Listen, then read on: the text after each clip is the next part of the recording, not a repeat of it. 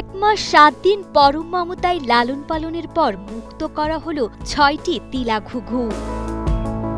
গত ২১ জুন রাতে ঝড়ের কবলে পড়ে বাসা ভেঙে অসহায় হয়ে পড়েছিল এই ছানাগুলো। চুয়াডাঙ্গা জেলা কারাগারের কারাবন্দী কয়েদিরা তাদের উদ্ধার করে স্নেহের সঙ্গে লালন পালন শুরু করলেও বন্যপ্রাণী সংরক্ষণের আইনি বাধ্যবাধকতায় ভারপ্রাপ্ত জেল সুপার মির্জা শহীদুল ইসলাম শিপলু ও নির্বাহী ম্যাজিস্ট্রেট শাকিল মোহাম্মদ সফিউল্লাহ সেগুলো উদ্ধার করে স্বেচ্ছাসেবী সংগঠন Bangladesh wildlife and nature ইনিশিয়েটিভের কাছে হস্তান্তর করেন। এরপর সংগঠনটির তত্ত্বাবধানে দীর্ঘ ৩৭ দিন ধরে কৃত্রিম প্রশিক্ষণ ও নিবিড় পরিচর্যায় ছানাগুলোকে উঠতে সক্ষম করে তোলা হয়।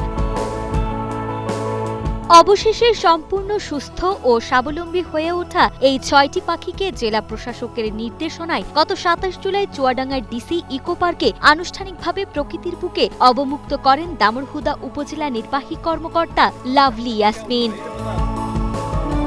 খাঁচাবন্দির শৈশব আর মানবিক পরিচর্যা পেরিয়ে পাখিগুলোর এই মুক্ত আকাশে ডানা মেলার আনন্দঘন মুহূর্ত বন্যপ্রাণী সংরক্ষণে এক অনন্য দৃষ্টান্ত স্থাপন করেছে।